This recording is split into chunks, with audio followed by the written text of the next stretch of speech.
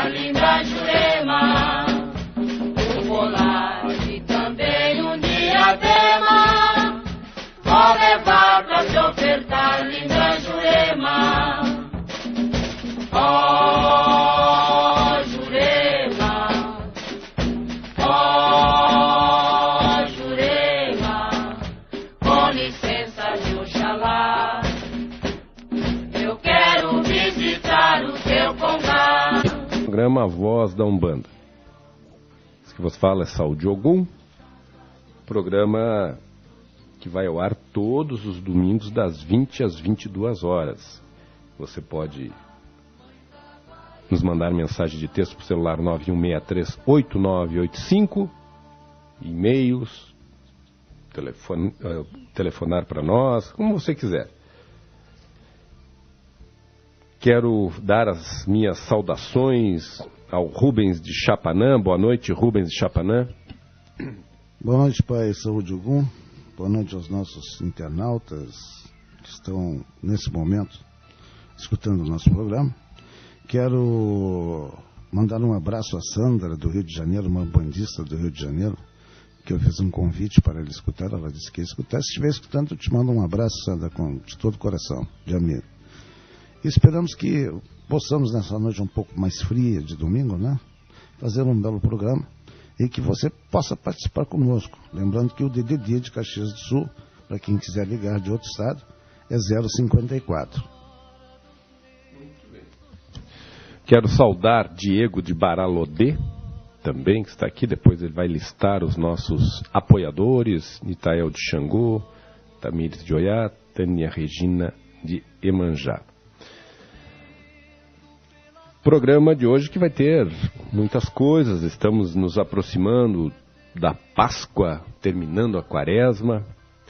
Mas, Rubens, eu quero aqui, depois do programa que nós realizamos juntos, falando, eu quero agradecer a Ivana de Oxum, que mandou um e-mail muito pertinente aqui. Eu quero compartilhar com os caros ouvintes e também em agradecimento pela gentileza dela de enviar o e-mail aqui para o programa Voz da Umbanda. O e-mail diz assim: bom, em todos esses poucos anos que tenho percorrido dentro da religião, sempre ouvi falar que o animal da Oxum era aranha. Sempre associei a abelha pela sua produção de mel, mas nunca aprofundei o porquê de um ou de outro animal. Diante de uma análise, concordo que falta sensibilidade e que existe muito comodismo de nossa parte.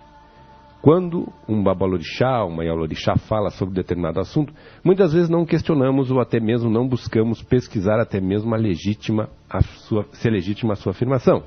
E confesso que a rádio me tem ajudado muito a refletir, questionar, aprofundar e principalmente filtrar muitas informações que chegam até mim. Então, minhas conclusões. A abelha é um testemunho vivo da infinita sabedoria da Oxum. As duas antenas dão à abelha um excelente sentido de olfato. Na Oxum, poderíamos associar com a intuição. A boca da abelha possui um pequeno apêndice na parte inferior, enrolando como um tubo. É sua língua, com a qual suga o néctar das flores. Este néctar é armazenado num tipo especial de estômago chamado bolsa de mel. Quando a abelha retorna à colmeia, coloca o néctar em células de armazenamento, onde se transforma em mel. Oxum, a adoção para a benfeitoria coletiva. A abelha tem uma visão muito aperfeiçoada. Na Oxum, a sabedoria. Raramente as abelhas dão ferroadas, exceto quando estão em perigo ou se a colmeia é ameaçada. Proteção materna. A abelha sempre atraiu a atenção humana, não somente por seus produtos, mel, pólen, geleia real, própolis, cera e veneno, mas também por sua organização e harmonia. Muitos sábios, filósofos e poetas, além de cientistas, refletiram, estudaram e escreveram sobre eles, em resumo, que tem a ver com Orixá Oxum, segundo a opinião da Ivana. E realmente, nós temos essa relação também com a abelha. Nós, na hora, não nos demos por conta. E há uma cultura no Rio Grande do Sul que é forte, nas nações Jeje, Jexá, Oió, Cabinda, que a aranha é o animal da Oxum. Mas, no entanto, não sabemos, muitas vezes, a razão, não é, Rubens? Eu ainda indico o canário amarelo, como sendo também um dos bichos do Oxum. Eu estive refletindo sobre isso, porque o importante é realmente nós procurarmos buscar o porquê daquele animal pertencer a um determinado orixá. É como tu dizer, o cágado é o animal do Ossanha. Por que é o animal do Ossanha? Porque tem sangue frio, o que tem a ver o Ossanha com sangue frio? O peixe também poderia ser, enfim. Mas eu me ative ao fato de que quantas pernas tem uma aranha? Quantas pernas tem uma aranha? 8. 8 é o número de Oxum. Talvez seja pertinente. Sim, lembrando que não é 8 o número da Oxum em África, é 5. Em África, mas aqui no Brasil. Falando exatamente sobre o batuque, né? Pode ser uma associação, não se sabe de onde vem essa associação. A seu número de Oxum é 4, 8 ou 16, Oxalá confunde com 16 ou 8, o Iemanjá a mesma coisa, mas aqui não é 5, né? Então é um dos casos pertinentes. Mas fica interessante dizer que então a lesma do Oxalá, o número do Oxalá é 32, né? Não tem perna, me parece. Então é muito relativo. Eu acho que teria que mais fazer uma relação com as compatibilidades que são fatos. Por exemplo, eu vejo nessa associação o mel é um dos atributos, né, uma das atribuições que está diretamente ligado ao orixá Oxum. A doçura, né? Tanto é que os axés são recheados com mel. O quindim, quer dizer, o açúcar, tudo isso está ligado ao Oxum. Claro, nós respeitamos que no Rio Grande do Sul há essa cultura, mas às vezes a gente fica um pouco sem saber, né, da onde surgiu e qual a razão, uma forma clara. E é bastante difícil nós sabermos a origem, né? Alguém originou isso como determinados termos. Fica frio por quê? Qual é a relação? Ficar frio é ficar calmo, são expressões criadas, né? É difícil. Mas eu queria começar o programa, Saul, te perguntando a tua opinião a respeito. O religioso Saul, ou o Saul como pessoa, há um bordão que diz: aqui se faz, aqui se paga. O que pensa a Umbanda ou o que pensa a Saul de Medeiros a respeito desse bordão? Aqui se faz, aqui se paga.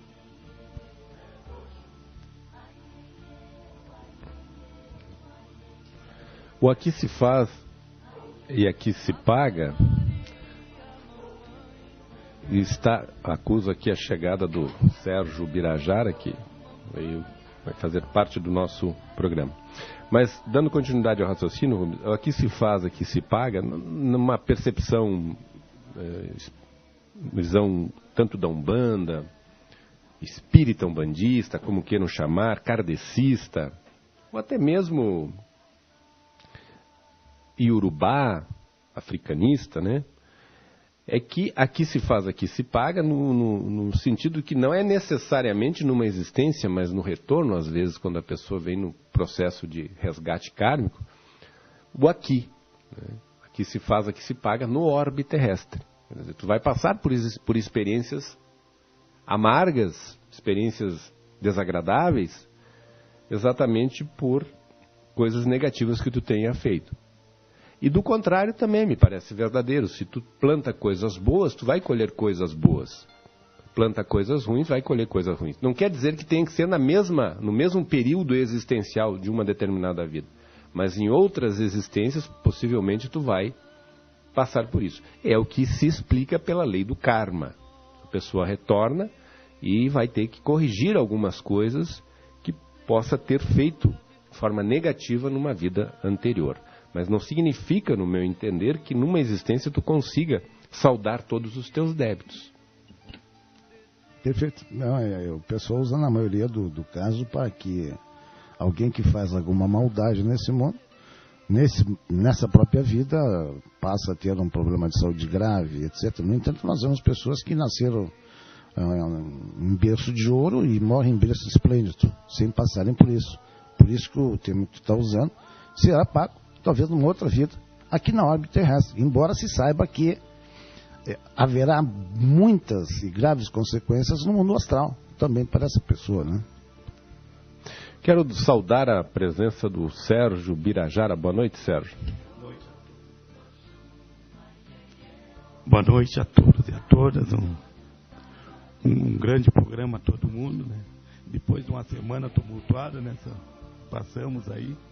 Então, boa noite e um saravá a todos e a todas que estejam com nós nesse momento.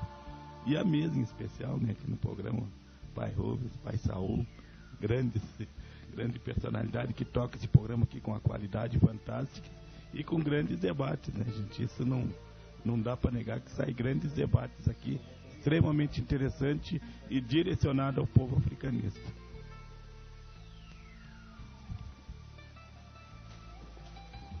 Muito bem. Sérgio Birajara, depois nós vamos falar sobre o que aconteceu, o que tem acontecido. E hoje, no centro comunitário do bairro Marechal Floriano, aconteceu uma coisa importante lá, que depois o Sérgio vai narrar para nós o que aconteceu lá. Rubens, nós falamos de orixás, e tem aqueles orixás que são mais ocultos, né? Eu estava pegando algumas coisas aqui em Pierre Verger sobre Ossanha. E nós falamos pouco sobre Ossanha. E ele afirma que Ossanha é um orixá originário do Irão, região fronteiriça com o ex-Daomé, na Nigéria atual. Isso é importante dizer. E a representação simbólica de Ossanha é um ferro e é construída por uma haste central encimada por um pássaro, sustentada por várias bases, da qual sustentada por uma base, melhor, da qual se elevam 6 outras hastes em forma são pontiagudas, né? São menores. E em cima da principal, a central, tem um pássaro. E ele fala uma coisa muito interessante. Este pássaro, Iê, é seu mensageiro e representa o seu poder. Interessante essa observação do Pierre Verger. O pássaro, ele é seu mensageiro e representa seu poder. E outra coisa que ele traz é a importância do Ossanha, enquanto orixá, ligado não só à medicina, mas também à magia, aos rituais da floresta, das matas, e ligado aos espíritos ancestrais e aos espíritos das florestas, o seu poder mágico e aquilo que a flora oferece de recursos para a farmacologia, mas também para o uso no xamanismo, para o uso de ervas que curam, que defumam, que afastam tudo que possa ser negativo para os seres humanos e também para os animais. A relação com as árvores se dá muito profundamente com todos os orixás, mas especificamente Ossanha é o seu guardião. E das árvores, segundo Pierre Verger, se retira o tambor, ou os tambores, se retira elementos importantes, por isso são reverenciadas as árvores, cultuadas pela sua fortaleza, pela sua longevidade, pelas condições que a árvore, com suas raízes profundas, oferece também para a terra. Porque através das árvores nós podemos ter oxigênio, nós podemos ter vida. Então Ossanha, ele é um orixá que merece maiores considerações, porque às vezes é dito, nós temos também essa dificuldade, muitas vezes, no africanismo gaúcho, de passar por cima de algumas coisas. E Pierre Verger nos socorre quando ele diz: Ossanha é um orixá que está diretamente ligado à ancestralidade. Ele está diretamente ligado ao conhecimento mágico, à ritualística, ao que oferece os elementos materiais para o culto e imateriais, através da espiritualidade. Então a ancestralidade de Ossanha, ela é nos primórdios da humanidade, nós estamos falando no orbe terrestre, evidentemente, porque ele que oferece as condições para que todos os outros orixás também possam se fazer presentes através dos seus axés. Então, sem folha, realmente não há orixá, mas sem folha não haveria vida humana. É uma bela referência do Pierre Verger, esse pássaro chamado Eleie, quer dizer pássaro, né? É realmente o mensageiro de Ossan. E nós falamos muito em ancestralidade. Eu quero só lembrar antes que o novo curso da teologia de Umbanda já está aberto às inscrições. Para você poder participar, basta ligar aqui para a Associação de Umbanda Caxias e depois o senhor passa talvez o telefone dos pessoal responsável. Mas ele está para começar em abril, dia 11 de abril. 11 de abril foi protelado? 11 de maio. 11 de maio. Perfeito. Então, isso quer dizer que será um curso com algumas inovações, né? E um curso que tem tido uma qualidade, e o pessoal que tem assistido e se formado nesses cursos realmente saíram bastante satisfeitos. Eu quero só me permitir, porque depois o Serginho realmente vai ser uma figura preponderante nos acontecimentos desse fim de semana, já que nós falamos de ancestralidade, eu queria que tu pudesse complementar, eu vou falar alguma coisa, sobre Vodou. Vodou, que é uma religião muito parecida, né, com o nosso batuque, ou com o candomblé, etc. Também é uma religião de origem africana. Vodou veio da costa da Guiné, chegou através das Antilhas até Haiti, depois para a República Dominicana e para o sul dos Estados Unidos. E é uma religião que eles recebem, eles têm um Deus que eles chamam de Bodje, que eles não querem dizer que seja igual ao Deus católico. Ele não criou o mundo, quem criou o mundo foram os espíritos, na verdade, que eles chamam os Baal. Eles têm duas espécies de espíritos, os quentes e os frios. Os quentes são aqueles derivados da África, descendentes da África, e os frios são os descendentes do próprio Haiti. O altar deles é muito simples, tem um copo, tem uma vela e, por vezes, uma flor. Em casa eles têm altares onde eles relembram os antepassados, que a palavra Vodou quer dizer Daomei Vodun, quer dizer espírito ancestral. Eles pregam muito a questão da ancestralidade. Então eles nas suas casas mantêm os seus altares com o rosto das pessoas falecidas, servem comida, servem tudo aquilo que se faz. Então eles trabalham esses espíritos. Eles têm duas espécies de espíritos, os quentes e os frios. Uns eles chamam de raros, ou raras, que significa os espíritos africanos, de origem africana, e os petros, que eles chamam de origem haitiana. E os dois trabalham tanto para o bem, às vezes, ou para o mal. Mas a história aqui, o Vodou, particularmente, trabalha para o mal, é ridículo se falar numa coisa dessa, é desconhecer realmente. Eles trabalham de forma a melhorar a vida das pessoas. Eles fazem amostras. O sul dos Estados Unidos, claro, quando nós tivemos os grandes ditadores, Jean-Claude Duvalier, que foi um ditador haitiano, ele amedrontava as pessoas através dos bonecos, os famosos bonecos onde cravava agulhas e coisas do gênero. E o sul dos Estados Unidos é que adotou esse fato dos bonecos e, inclusive, a história dos zumbis, né? Isso foi criado para filme de terror, para dar mais originalidade, que podiam transformar em zumbis. Não trabalham com isso.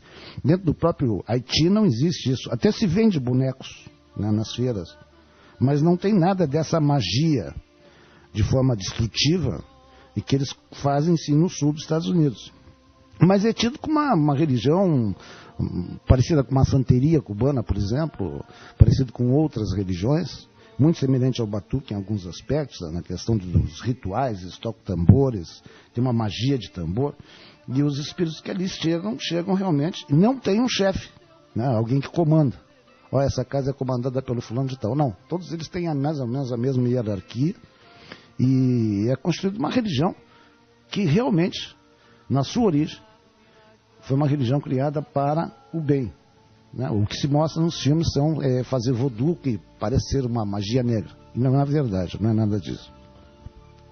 Bom, se falam até que a Umbanda faz o mal, que dirá de quem não conhece o voodoo. Mas um dia uma noite, nós podemos falar sobre Papa Doc, né? Uma figura expressiva no Haiti.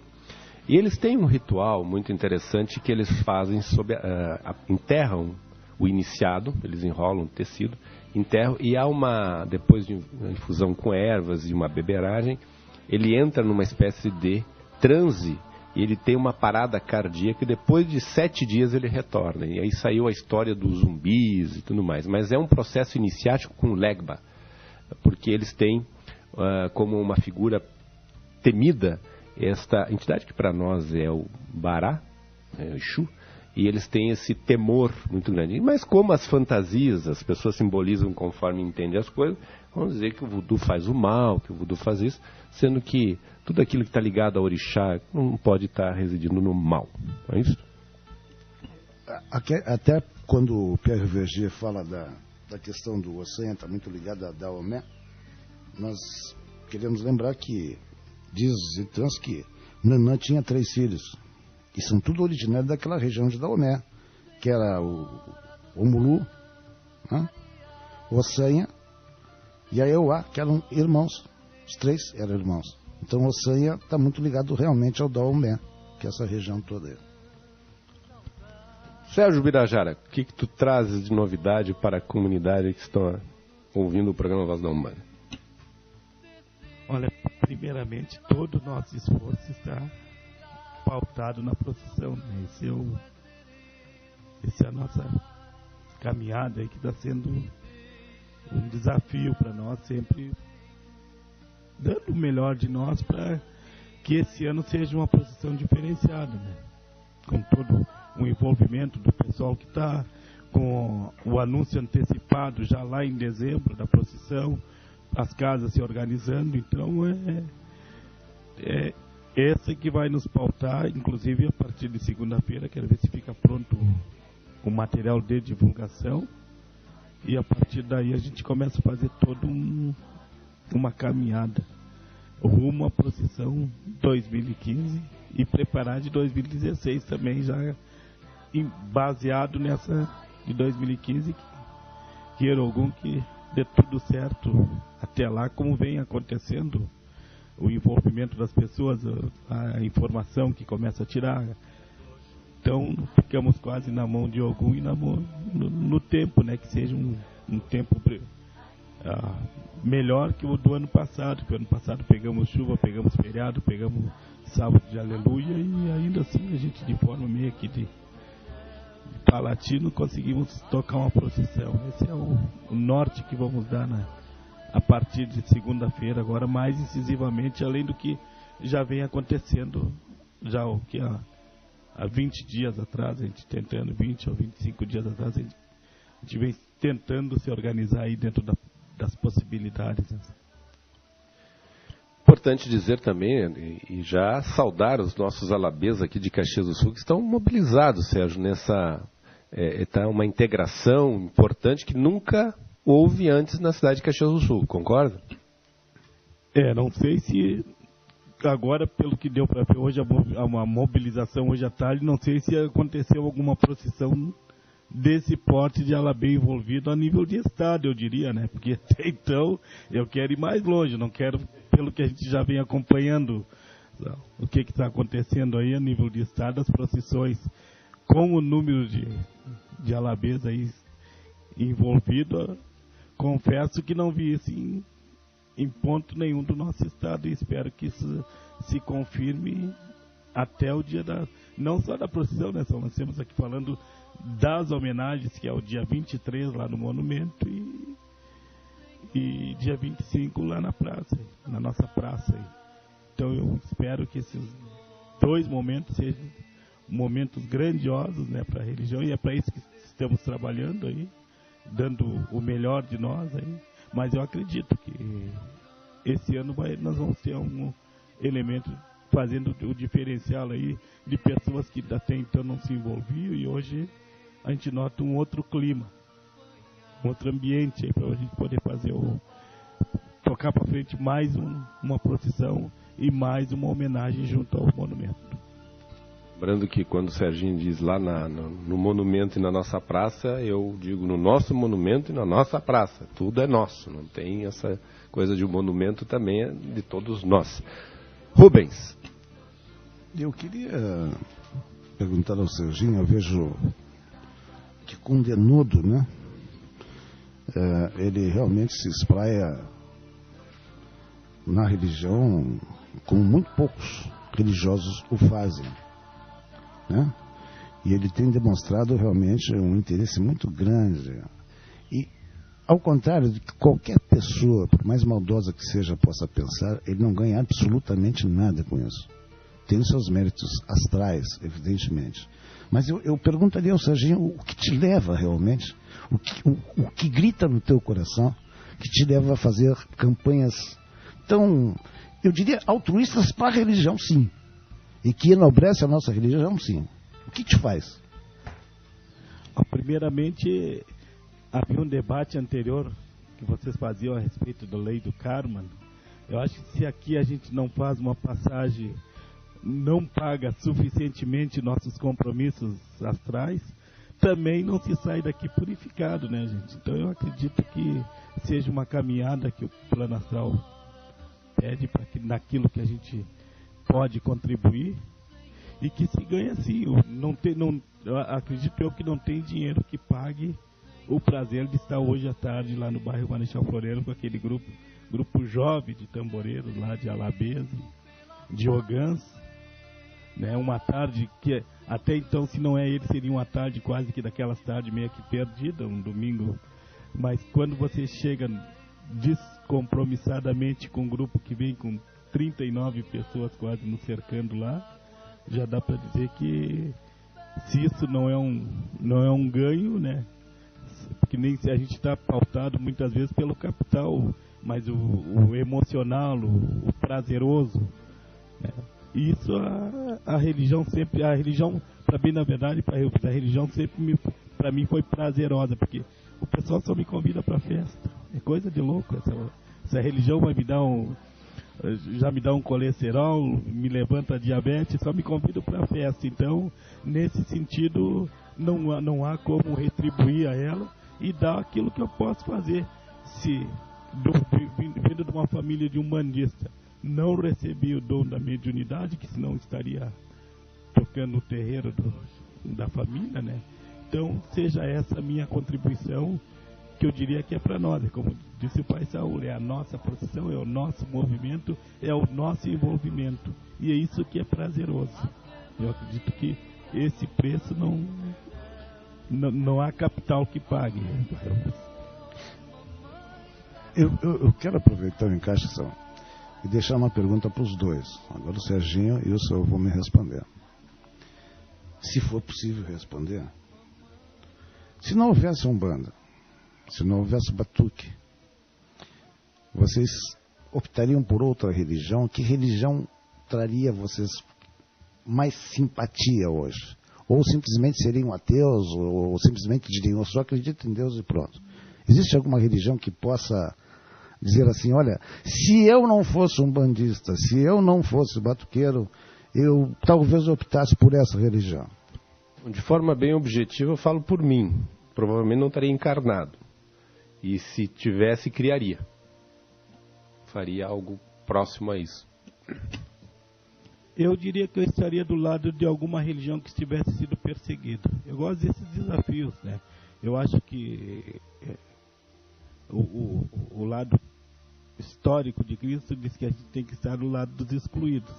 Aqueles que estiverem precisando de socorro. Eu acho que estaria em qualquer outra religião que estaria sendo oprimida por essas religiões maiores que capazes de tentar implantar uma única forma de se relacionar com o sagrado. Então, se tivesse uma outra religião sendo perseguida, nem vocês pegam um exemplo aí, pego as igrejas evangélicas negras dos Estados Unidos, eles até então tinham como as igrejas do demônio. Quer dizer, sempre vai haver uma forma de opressão, né? E como há pouco a própria mesa citava, como enxergam as religiões nossas, sempre nós vamos ver a nossa religião escrita por mãos de opressores, por mãos de quem detém o poder. Então, tudo que eles não conhecem, eles demonizam. Então, demonizam o Vodum, demonizam Umbanda, demonizam principalmente as culturas africanas, né? As culturas africanas, o próprio... no livro do Gobi, que cita em formas de governo que em nada contribuíram para a história da humanidade, Hegel então simplesmente passa um rolo compressor em cima do continente africano. Então eu diria que onde estivessem os excluídos, ali eu seria um soldado. Muito bem, aproveitar pedir ao Diego de Baralodê que liste os nossos apoiadores e depois coloque 2 curimbas de Umbanda para os nossos internautas que estão sintonizados.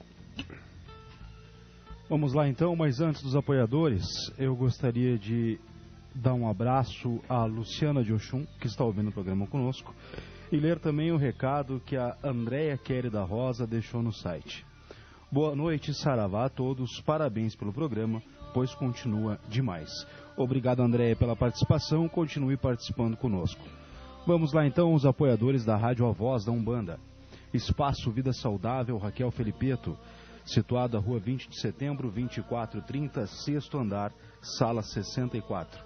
O fone é o 5491367914. Ervanária São Carlos, Rua Guia Lopes, 673, fone 5430273729. Automecânica Medeiros, situada à Rua Barão do Amazonas, 624, bairro de Lázer. Fone é o 5432293693. Marques e Marques Andaimes, fone 5499126607. E é claro, Reino de Ogum Onira, desde 1983, situado à Rua Fernão Dias, 332, bairro Sagrada Família, fone é o 5432228163. E você pode participar conosco através do nosso site na área de recados, ou então através do fone 5435383850. Vamos então colocar as curimbas, homenagear os nossos internautas. Agradeço a todos aqueles que estão mandando as suas mensagens. Continuem mandando as suas mensagens para nós. Nós vamos ler todas as mensagens, todos os recados, as perguntas, as sugestões serão bem-vindas.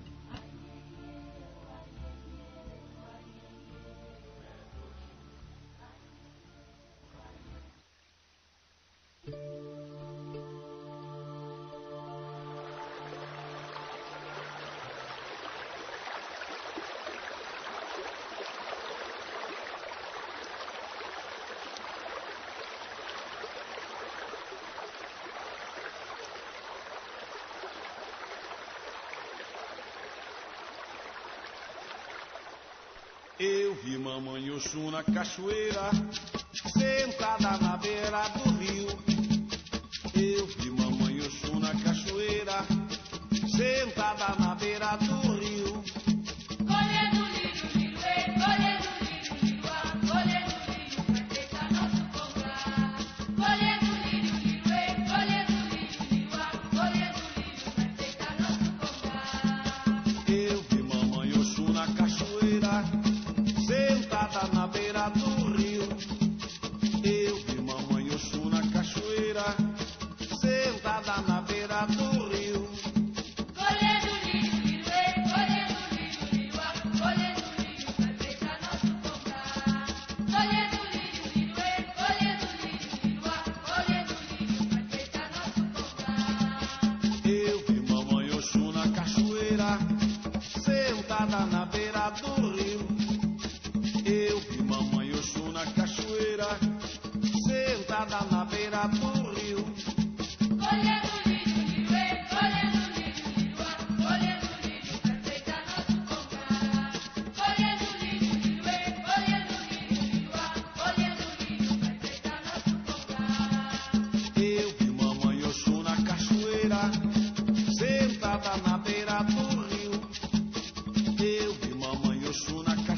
cachoeira, sentada na beira do rio. Colhendo lírio, lirue, colhendo lírio, liruá, colhendo lírio pra enfeitar nosso congá. Colhendo lírio, lirue, colhendo lírio, liruá, colhendo lírio pra enfeitar nosso congá. Para vovó Catarina.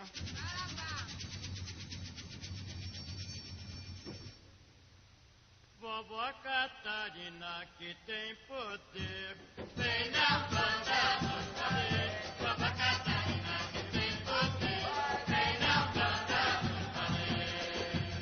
Ela vem da luada com a verde oceana, mas da bunda regueira, na reta filho de fé. Ela vem da luada com a verde oceana, mas da bunda regueira.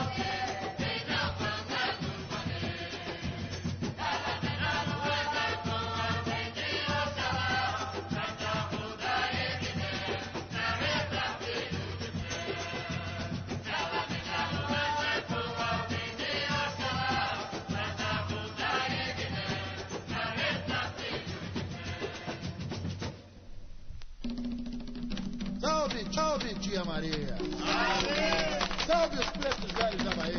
Salve! Salve, tia Maria! Salve! Salve todos os pretos velhos da mão! Salve!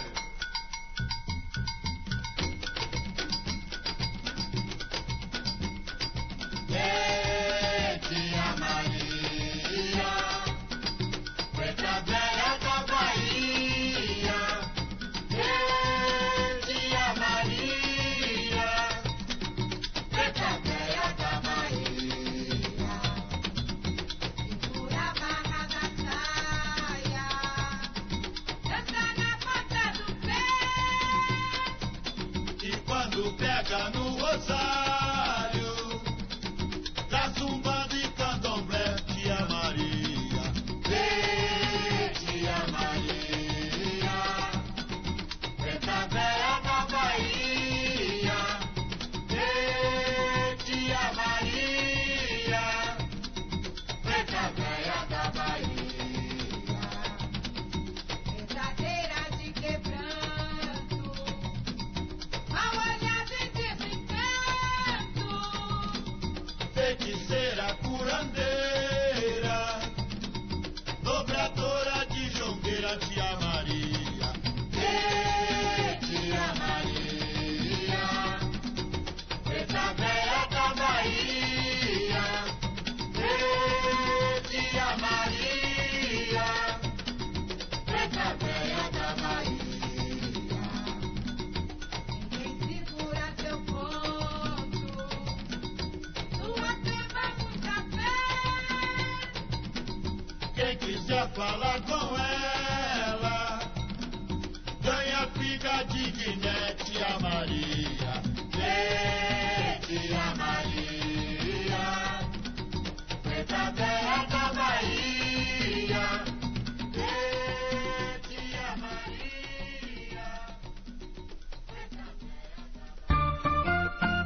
8h39.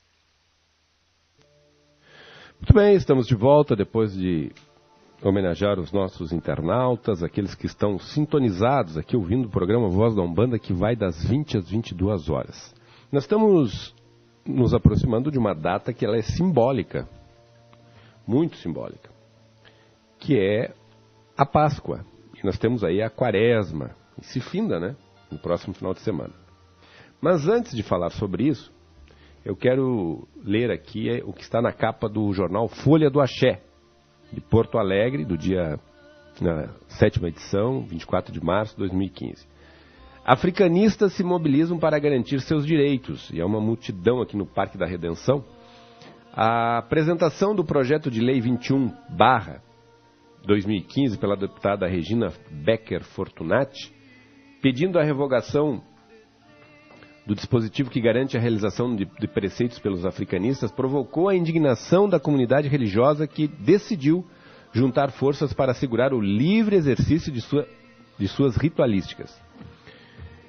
Então, eu vejo que há uma mobilização, nós participamos de muitas reuniões, em Porto Alegre, inclusive o Sérgio estava junto comigo. Nós tivemos na audiência pública, dia 24, onde vários deputados se fizeram presentes. No dia 25 houve 2 magistrados de instância federal que se mobilizaram a favor dos africanistas, provando a inconstitucionalidade desta atitude, deste projeto que a deputada estadual Regina Becker Fortunati quer, que seja sancionada pelo governador José Ivo Sartori.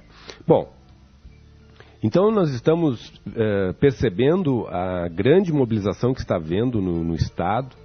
Eu tenho a impressão que nem em 2003 houve uma mobilização tão gritante, tão unificada como em 2015, porque eu estive na de 2003, eu estive presente também, estou presente nesta, junto com vários irmãos de religião, defendendo os nossos direitos, e mais uma vez a inconstitucionalidade deste projeto.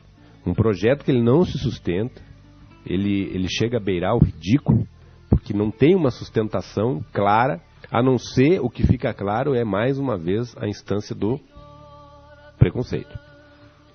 E nós estivemos à exaustão, discutindo com comissões, eu faço parte da comissão, do Povo de Terreiro também, onde debatemos a exaustão todos esses ataques. E nós temos que entender que atitudes como esta nós não podemos ser coniventes. Então a mobilização ela se faz necessária. Agora, continua as mobilizações, existe aí as comissões toda hora se mandando mensagem do que está acontecendo. E no Zero Hora, Rosane Oliveira, em 2 das suas colunas escreveu: a primeira, barril de pólvora, sinalizando que Regina Becker Fortunati estava mexendo num barril de pólvora. Na outra manchete ela diz: a deputada estadual Regina Becker Fortunati mexeu num vespeiro, porque ela não tinha noção da repercussão que isto ia dar e a mobilização que ela causou. Por um lado, é ruim pelo aspecto preconceituoso, ainda uma resma que tem nesse país, que nos trata, como eu falei, como estrangeiros. Nós que somos cidadãos e cidadãs, pagamos nossos impostos, por praticar ou querer aderir a uma religião afro-umbandista, somos tratados como estrangeiros, como gente que não pertence à casta, né? Esse eurocentrismo, esse paradigma do branco, heterossexual, católico ou evangélico. Não, nós não somos adeptos do eurocentrismo. América Latina é a nossa morada, nós temos as nossas particularidades em todas as instâncias, tanto na religião, como na arte, na filosofia, no aspecto científico. A América Latina tem as suas expressões. E nós não vamos submeter mais a esse eurocentrismo. E há esse terrorismo que está acontecendo, onde a maioria quer suplantar a minoria. E o Sérgio falava em resposta ao Rubens que ele se converteria ou seria adepto de uma religião que fosse discriminada. Bom, então ele está na religião certa. Está na religião certa porque nós somos diuturnamente bombardeados, discriminados. As ofensas não são só verbais. Estão indo pelo trâmite agora através da Assembleia Legislativa e muitas vezes físicas, como aconteceu no Rio de Janeiro de ataques e uma casa em Jaguarão do Sul que foi fechada por causa dos tambores. E eu mostrei isso lá na Assembleia. Eu li, inclusive, a denúncia e o fechamento da casa vindo de uma instância jurídica, né, através do fórum, em que a casa foi fechada por causa dos toques. Então, que país laico é este? Que país laico é este? Onde nós não podemos praticar a nossa religião. E a sacralização não deve nem ser colocado em pauta, porque isso não cabe à avaliação ou aprovação de uma deputada. Esse é um dos fundamentos nossos. Agora, a questão do preconceito, que está escancarado na proposta dela, isso sim, não cabe mais nós sermos coniventes com esse tipo de coisa. E o povo de terreiro se levantou. Está aqui, multidão. Só no Parque da Redenção diz que deu mais de 3 mil pessoas nesta passeata. E as falas das lideranças, todos. Então, aquelas pessoas que acham que Caxias do Sul não se mobilizam e ficam falando coisa, Caxias... Não, Caxias estava lá sim representando. Pelo menos de Caxias do Sul, Serginho, tinha pouca gente de lideranças, que eu digo de federações e coisas. Agora, a Associação de Umbanda Caxias estava lá. E na mesa de discussão, que não é só estar de corpo presente, como, né, estava lá sentado na mesa e nas decisões. Eu acho importante essa defesa, né? Cabe a nós, como sempre coube através dos tempos, a nossa defesa. Nós não atacamos e nem ensinamos ninguém a atacar, a nos defender. Então ele simplesmente defender. Ora, o poder vigente, a maioria, faz com que certas pessoas que não têm dignidade para exercer um cargo político venha a encarnar isso como fazendo uma porção de adeptos a seu favor, atacando a minoria. Que a nossa minoria, veja bem, um elefante não se preocupa com uma pulga. É sinal que nós não somos uma pulga. Nós incomodamos o elefante, que são as outras religiões. Porque senão eles não nos atacariam. Eu sempre digo, o que seria das religiões, algumas evangélicas, tem algumas evangélicas realmente boas, bem nutridas, com pessoas sérias, mas a maioria dos evangélicos, o que seria deles se acabasse a nossa religião? Porque metade do que eles falam é sobre a nossa religião. É porque o Exu tal fez isso, porque ele está com um preto velho. Então, eles teriam que ler só a Bíblia, interpretar a Bíblia, porque sairia de si. Eu te pergunto, Saul, esses ataques, além de morais,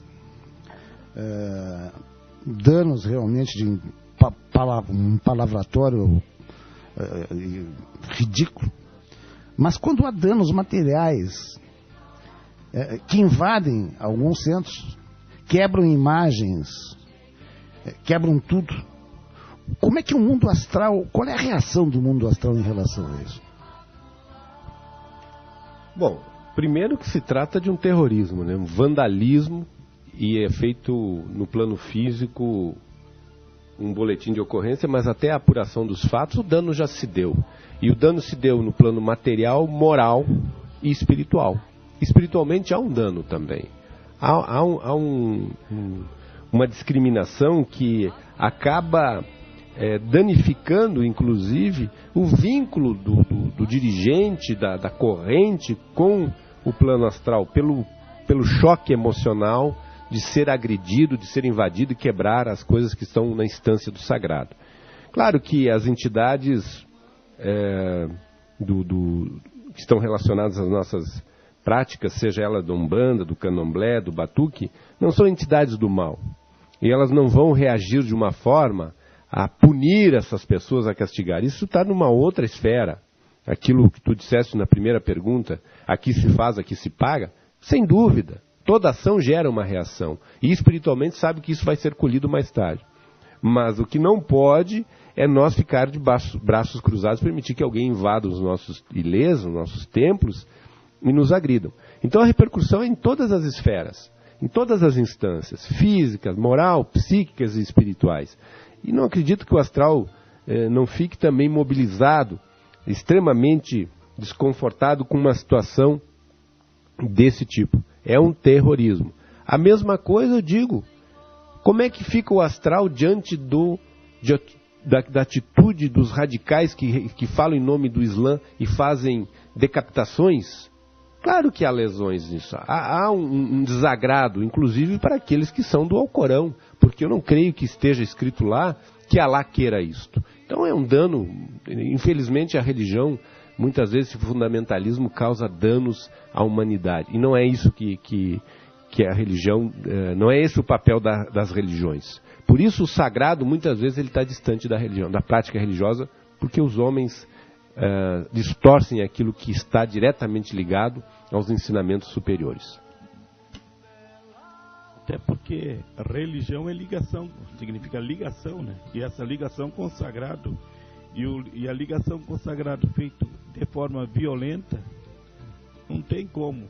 Descaracteriza tira toda a função da religião, que é justamente a tolerância, o entendimento, os diversos caminhos que se chega ao sagrado, as diversas formas de fazer isso. Então, eu acho que se nós falássemos uma única linguagem, um único jeito de fazer religião, Deus teria feito um único tipo de homem, né? Um único tipo de ave, um único tipo de quadrúpede, sei lá, como dizer. Olha a diversidade que se tem no planeta, que eu diria de várias crenças, vários biotipos de pessoas. Então, um verdadeiro arco-íris e tudo isso.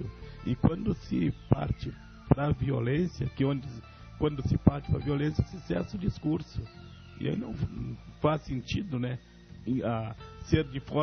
chegar ao sagrado de forma violenta. Dizia Blaise Pascal que nunca tinha visto com tanta saciedade, com tanto arroubo, com tanto arrojo, as pessoas matavam em nome de Deus, né? Então usaram Deus nas cruzadas, usaram em vários aspectos para matar pessoas. Como existe até hoje guerra entre facções, né? Tudo em nome de Alá ou em nome de Cristo. Claro que isso é evidente, não está na cobertura astral, não está na cobertura do nosso Pai Maior. Mas as pessoas sim. As pessoas trilham por caminhos errados, quando lá na frente existe um caminho, um túnel com uma grande luz imensa que eles poderiam seguir. Então acho que coisas que são fundamentos da religião, como é o caso do sacrifício, que tanto debate, a questão do sacrifício, é um fundamento da religião. Talvez vai chegar um dia que não haja mais sacrifício, mas hoje é um fundamento da religião. Veio da África dessa forma assim, e nós simplesmente seguimos esse caminho. É como pegar na igreja católica e dizer, olha, de hoje em diante vocês não vão usar mais hóstia. Alguém tem coragem de fazer isso? Alguém tem coragem de dizer, não, o vinho que o padre toma pode levá-lo a ser um ébrio amanhã depois. Está incitando ele ao alcoolismo. Então nós podemos ir até nas práticas evangélicas e dizer, olha, vocês não podem cantar hino depois das 10 horas da noite, que estão incomodando as vizinhanças.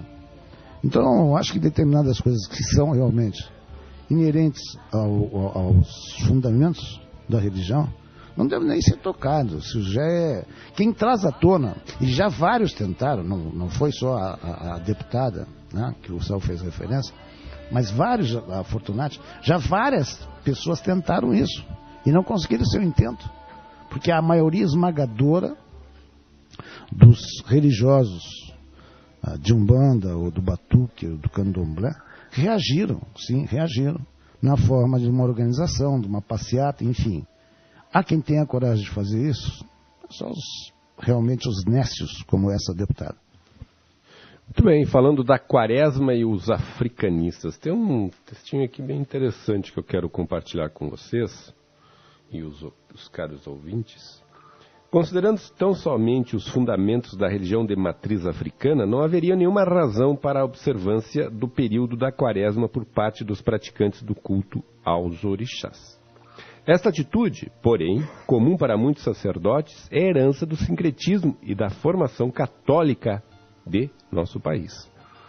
Graças a isto, vários rituais católicos foram absorvidos e incorporados pelos antigos.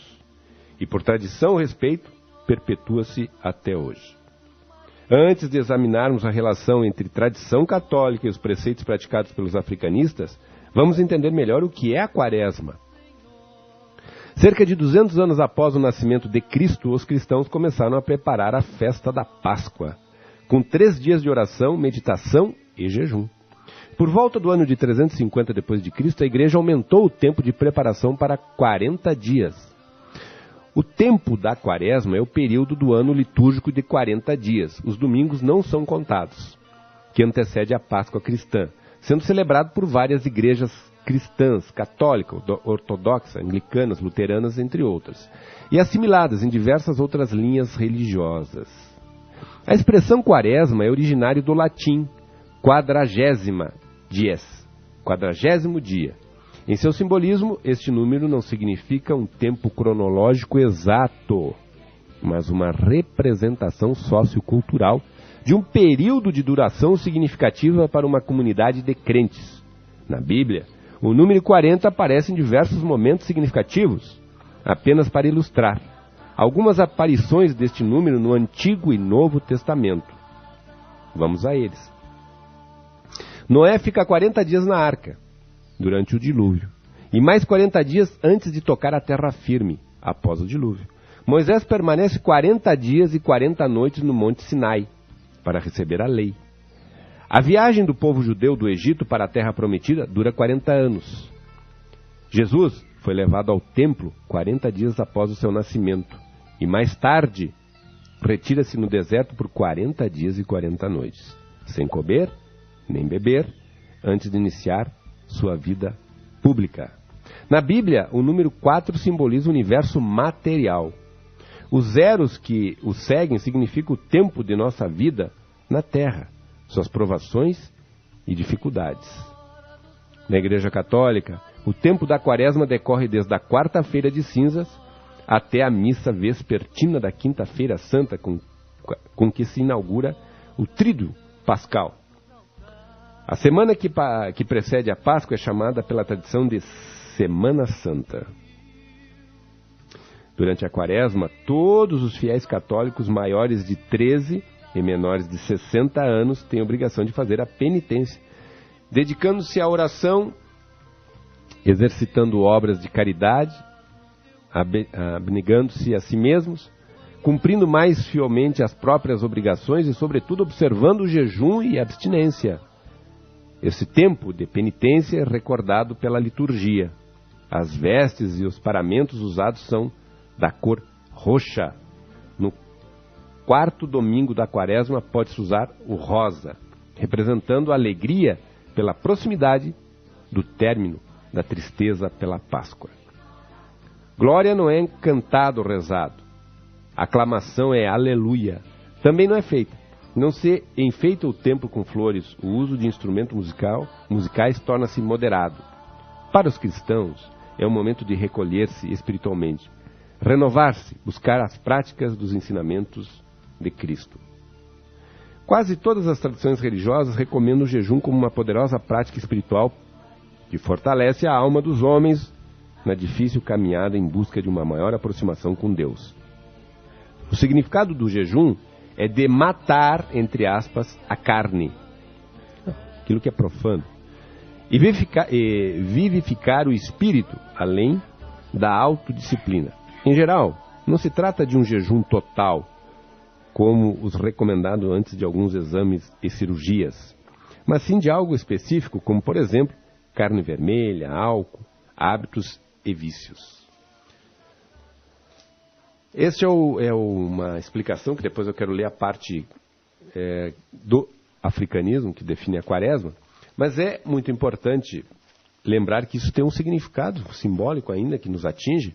E eu lembro de o professor Aldo, de filosofia, que dizia assim, que a questão dos 40 dias, né, melhor, 40 anos que Moisés ficou transitando no deserto antes de encontrar a terra prometida, ele diz assim, às vezes, quando nós não estamos bem com a figura de Deus, ele nos deixa num deserto, às vezes por 40 dias, a pensar e a refletir qual o melhor caminho.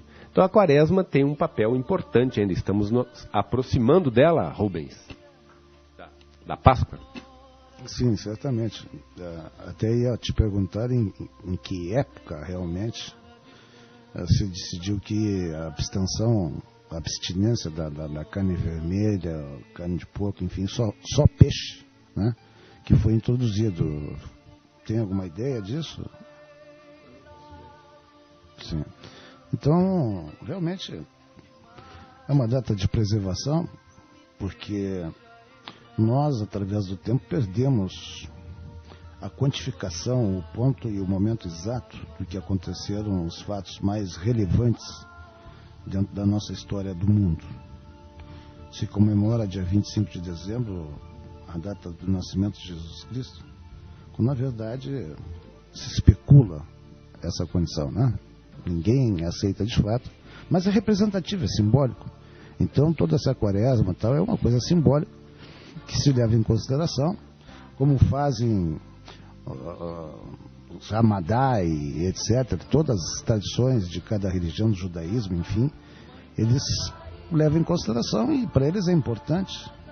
E nós seguimos mais ou menos alguma ou não influência dentro da própria religião. Se fala, os orixás foram para a guerra, tal, enfim, para voltar no sábado e tal. Então, nos atinge de alguma maneira, não vai fazer uma diferença. Eu não acredito que haja uma diferença nesse sentido. Mas é uma espécie de preceito, de uma receita já encomendada que a gente continua seguindo. É como diz, olha, poxa, não passa embaixo de escada. Muitas vezes sabe que tu pode, a não ser que caia um balde na tua cabeça, que seja azarado mesmo, mas um gato preto passou na tua frente, quebrou um espelho, tem 10 anos de azar. São coisas que já a nossa própria família, os nossos ancestrais, nos colocaram. E a gente segue. Mas sabe que quebrando isso, você sabe se comer uma carne vermelha na sexta-feira, não vai acontecer nada com você. Certamente não vai. Eu já me esqueci, já comi, não me aconteceu absolutamente nada. Mas a gente segue essa tradição. Eu creio que tem muito tabu, né? São os tabus aí a serem quebrados. Eu poderia dizer que essa questão dessa abstinência, quem tem que entender também que a gente vem, que antes da Semana Santa, que eles dizem, dessa semana que antecede a Páscoa aí, ela vem após a festa justamente dos abusos, que é o carnaval, a festa da carne, aí vem o enterro dos ossos, que é quando começa a encerrar, para depois entrar na quaresma, né? Na quaresma, como diz, a gente fala o português às vezes errado aí. Mas é interessante que talvez essa purificação de não comer carne, não fazer outros abusos, é porque lá atrás já existe uma festa propícia para alguns abusos. Carnaval, festa da carne. Então, e estamos diretamente ligados a essas festas católica cristã. Somos de uma religião sincrética também, né? Nosso calendário basicamente é baseado no catolicismo, nossos feriados, nossas grandes festas. Aí temos aí que a gente não consegue não comer carne de porco na virada do ano, e aqueles tabus todos, né? A gente continua comendo e a vida pouco muda, né? Mas eu acredito que, como dizia ali no Casagrande, a gente é movido pelos tabus ainda. Tem muitos mitos nas nossas cabeças, e para tirar isso aí não é fácil. Ou a gente leva as outras pessoas, ou é levado pelas pessoas, pelo ambiente social que se vive. Porque eu acredito que vocês, quando falam que não existe um Estado, vivemos num Estado laico, não vivemos num Estado laico, se nosso Estado tem lado, gente, né? Grandes decisões aí e grandes festas nossas passam por uma religião que ainda hoje é dominante. Então o Estado não é laico, e se de uma certa forma perdemos voz e vez, é porque nas esferas do poder, né, a gente não fez o dever de casa, também as outras fizeram, né? Então essa questão de laicidade é muito relativo. Tenta passar alguma lei que a CNBB não concorda para ver se passa. Tem como. Eu vejo que nós temos grandes desafios pela frente, né? E justamente a gente conseguir sair desse calendário católico, cristão que temos aí, que mais ou menos norteia nossas vidas. Dando continuidade aqui para concluir, como se define a data da Quaresma? A Páscoa é comemorada em uma data móvel, ou seja, cada ano ela acontece em um dia diferente. Porém, esse dia nunca será antes do dia 22 de março e nem depois do dia 25 de abril. Se o cálculo ultrapassar este último limite, passa para o domingo anterior. Mas por que isso acontece? Antes de tudo, é bom saber ou lembrar que o calendário gregoriano, ou cristão, que é o calendário que nós seguimos, é baseado no movimento da Terra em relação ao Sol, e que a data da Páscoa é influenciada pelo movimento da Lua. No entanto, não só a fase lunar é levada em consideração para estipular o dia que irá ser a Páscoa, mas também o equinócio da primavera no hemisfério norte, no outono no sul, que acontece por volta de 21 de março, quando o dia e a noite têm a mesma duração. Devido à inclinação do eixo da Terra, existem as 4 estações climáticas. Essas estações têm dia e hora para começar e terminar. O dia do equinócio de primavera, portanto, é a data base para o cálculo da Páscoa. O dia do equinócio da primavera. O primeiro concílio de Niceia, de 325 depois de Cristo, convocado pelo imperador romano Constantino, definiu a data da Páscoa. Mais tarde, em 1582, o Papa Gregório XIII, que mandou fazer algumas adequações no calendário, por isso é chamado de calendário gregoriano, seguiu a definição do Concílio de Niceia, que havia estipulado a Páscoa sempre no primeiro domingo depois da lua cheia, que ocorre no dia ou posterior ao equinócio de primavera, lembrando, no norte. No entanto, esta data não é definida pelo movimento lunar, mas sim pelas tabelas eclesiásticas. Projeções da posição do astro desenvolvido pela Igreja. As demais datas do calendário são marcadas a partir da Páscoa. A quarta-feira de cinzas ocorre 46 dias antes. A terça-feira de Carnaval ocorre 47 dias antes da Páscoa. Corpus Christi, numa quinta-feira, 60 dias depois. E aqui tem as datas das próximas Páscoas. 2017, 16 de abril, 2018, 1º de abril, 2019, 21 de abril, e vai até 2024, que será dia 31 de março. O sincretismo, todos sabem, nasceu da necessidade que tinham os escravos para esconder sua fé, já que a Igreja Católica era a religião imposta pelo Estado. Acho que ainda continua. Como neste período a Igreja cobraria as imagens católicas, como neste período a Igreja cobriria as imagens católicas com um pano roxo, em sinal de respeito ao período que Jesus Cristo foi para o deserto orar e cumprir penitências, atualmente os cristãos não realizam mais esse cerimonial, mas o hábito ainda é preservado em muitos ilês, sendo que a maioria, inclusive, fecha seus pejis, ou, por força de expressão, quartos de santo. Já a expressão mandar os santos para a guerra, talvez derive do fato que, em parte da África, a quaresma acontece na mudança do inverno para a primavera. Neste período, segundo a tradição africana, eram feitas pequenas trouxas de viagem para os orixás com pouco alimento que restava. Com a chegada da primavera havia renovação de alimentos, ressurgindo a abundância para os povos nos próximos meses, visto que o inverno era o período de maior dificuldade para alimentar homens e os animais. Então tudo voltava à normalidade e eram realizadas festas de agradecimento e o retorno das divindades para o trabalho rotineiro. Além disso, nesta época, os animais entrariam no ciclo de procriação e não podiam ser sacrificados. E por fim, na Umbanda, antigamente os terreiros de Umbanda também fechavam, visto que o período de quaresma já era visto como um momento onde as más energias estão soltas e que é necessário se resguardarem, descansando e revigorando o corpo e a alma, vindo ao encontro a história católica da ida de Jesus Cristo no deserto para cumprir penitência e orar, onde o diabo fazia tentações a ele em diversas situações. Contra estas energias negativas eram realizadas as giras das cinzas, onde os pretos velhos ungiam os filhos com cinzas antes do carnaval e retornavam a incorporar nos médios somente para romper o sábado de aleluia, iniciando um novo ciclo. Interessante essas informações que nos chegam. Tão interessantes que o Diego do Baralodê vai listar novamente os nossos patrocinadores e depois mais uma curimba.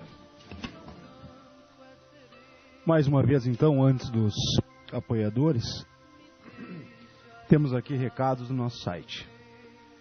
O Edson de Oxalá, ele diz o seguinte: gostaria de agradecer ao Pai Saul e ao Serginho Birajara, que nesta semana estiveram em Porto Alegre mais uma vez em prol de defender e reivindicar nossos interesses para com a religião. Com certeza é estando presente nesses momentos que fazemos a diferença nas nossas conquistas. Edson de Oxalá. O Rafael do Barajelu diz o seguinte: muito bom o programa. Queria mandar um abraço para o pai Bob do Oxalá e pedir um ponto do Caboclo Girassol.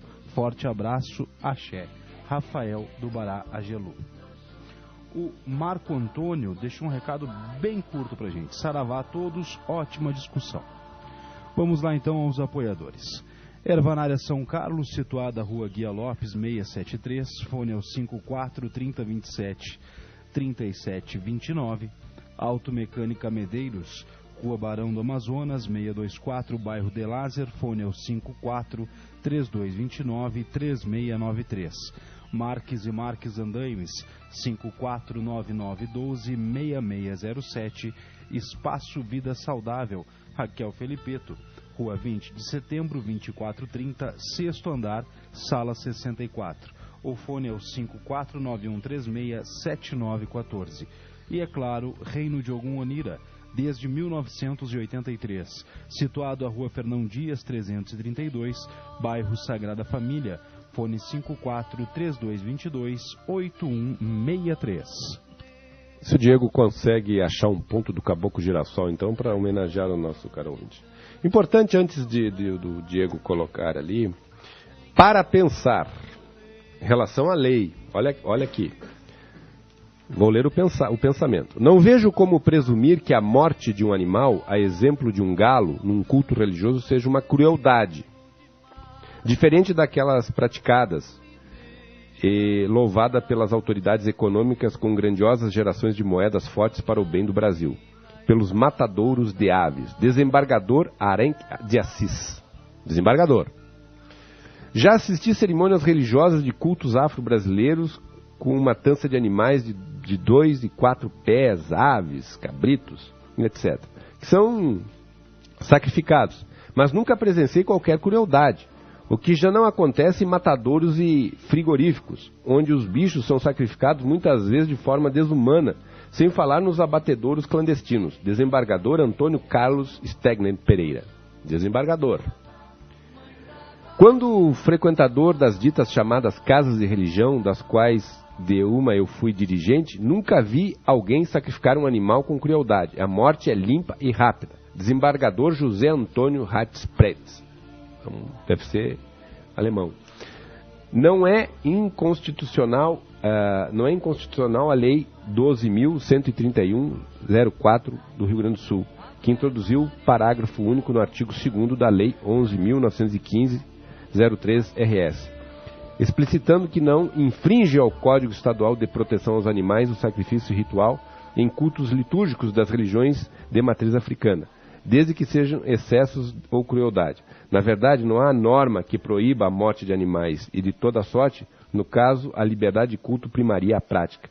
Ementa da ação direta à inconstitucionalidade do Tribunal de Justiça do Rio Grande do Sul. Então veja que os magistrados também estão questionando essa deputada Regina Becker Fortunati. Realmente um tiraço de 12 nas pernas. Vamos aos pontos. 9h14. Gira, gira, gira, minha estrela no arrebol. Vem chegando, vem girando, o caboclo girassol. Vem chegando, vem girando, o caboclo girassol. Gira, gira, Gira, gira minha estrela no arrebol, vem chegando, vem girando o caboclo girassol. Vem chegando, vem girando o caboclo girassol. Gira, gira, gira minha estrela no arrebol, vem chegando, vem girando o caboclo girassol. Vem chegando, vem girando o caboclo girassol. Gira, gira, gira minha estrela no arrebol, vem chegando, vem girando o caboclo girassol. Vem chegando, vem girando o caboclo girassol. Na sua aldeia ele é caboclo, é rompe-mato, é arranca-tudo. Na sua aldeia ele é caboclo, é rompe-mato, é arranca-toco. Na sua aldeia, lá na Jurema, não se faz nada sem a lei suprema. Na sua aldeia, lá na Jurema, não se faz nada sem a lei suprema. Na sua aldeia ele é caboclo, é rompe-mato, é arranca-tudo. Na sua aldeia ele é caboclo, é rompe-mato, é arranca-toco. Na sua aldeia, lá na Jurema, não se faz nada sem a lei suprema. Na sua aldeia, lá na Jurema, não se faz nada sem a lei suprema. Na sua aldeia ele é caboclo, é rompe-mato, é arranca-toco. Na sua aldeia ele é caboclo, é rompe-mato, é arranca-toco. Na sua aldeia, lá na Jurema, não se faz nada sem a lei suprema. Na sua aldeia, lá na Jurema, não se faz nada sem a lei suprema. Na sua aldeia ele é caboclo, é rompe-mato, é arranca-tudo. Na sua aldeia ele é caboclo, é rompe-mato, é arranca-toco. Na sua aldeia, lá na Jurema, não se faz nada sem a lei suprema. Na sua aldeia, lá na Jurema, não se faz nada sem a lei suprema. A coral é sua cinta, a jiboia é sua laça. A coral é sua cinta, a jiboia é sua laça. Mas que bumba aí, caboclo mora na mata. Caboclo mora na mata. A coral é sua cinta, a jiboia é sua laça. A coral é sua cinta, a jiboia é sua laça. Que bumba aí, caboclo mora na mata. Caboclo mora na mata. A coral é sua cinta, a jiboia é sua laça. A coral é sua cinta, a jiboia é sua laça. Que bumba aí, caboclo mora na mata. Caboclo mora na mata. A coral é sua cinta, a jiboia é sua laça. A coral é sua cinta, a jiboia é sua laça. Que bumba aí, caboclo mora na mata. Caboclo mora na mata.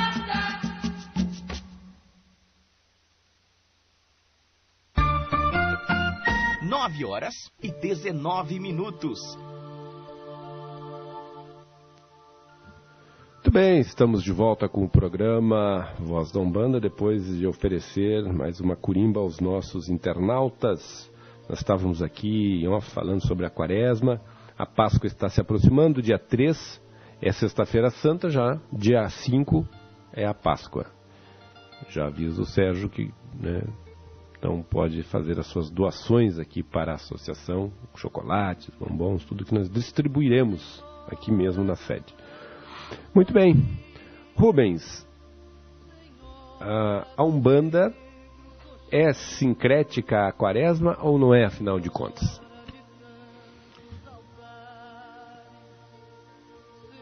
Eu posso te dizer que eu não vou falar pela maioria das pessoas.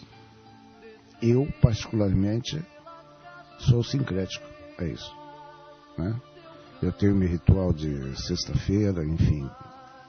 Aquela mistura que se tem com o batuque, mas não, muitas casas não fazem isso porque não se acham que devem seguir essa linha. Mas eu, pelo aquele próprio tabu, fui assim ensinado, fui assim feito. Eu procuro seguir exatamente dessa forma. Eu fecho realmente a casa, só volto a velas, inclusive só volto a acender no sábado, depois das 10. Então eu sigo esse fundamento sim. Não que isso seja preponderante, mas eu sigo, e se não o fizesse, eu estaria, acho que, faltando um pouquinho de tudo que eu aprendi através ao longo da vida. E até essa relação ali que nós lemos no jornal, pano roxo, né, a cor roxa, o lilás, o rosa, que relação tu faz com o Chapanã, que é uma data que me parece expressar? Nós tínhamos o costume, inclusive, temos o costume de fazer um ecó para Chapanã, que é com cinzas, água, etc. Despachar isso depois, né, perto da nossa calunga pequena, certo? Então aquilo se deixa, aquele ecó de Chapanã. Então o Chapanã tem muito a ver com... O Chapanã, se tu for olhar no todo, qual é o orixá que chama mais atenção pela tristeza que ele pode te trazer para ti? Certamente é Chapanã. Todos os orixás parecem ter uma alegria interior, parecem todos fartos de gozo, de prazer, de um sorriso farto, lauto. E, no entanto, o Chapanã sempre nos parece uma figura apática nesse sentido. Ele nos causa assim uma espécie de, não de medo, mas de transcendental importância, no sentido de que parece que ele sofreu muito nesse sentido. Então talvez a cor roxa esteja ligada a Chapanã exatamente por esse período. Isso é um período em que as pessoas normalmente sentem como um período de tristeza nesse sentido. Eu acho interessante essa tua colocação. Quando tu fala que o orixá que mais simboliza o sofrimento, Chapanã. Mas, pois bem, estamos falando de uma instância como orixá. Da onde vem esse sofrimento? Qual a razão desse sofrimento? Por que desse sofrimento? Isso é próprio do orixá da sua origem. Eu já disse para vocês que quando invadiram as terras onde existia o Mulu e tal, acabaram com o culto dele. A nova tribo que se instalou, eles precisavam de alguém que tivesse essas características que o Chapanã tem, né? Que fosse a figura da peste, a figura da doença, a figura disso. E trouxeram o Mulu como sendo esse representante. Ora, o orixá que é o senhor da doença, mas também da cura.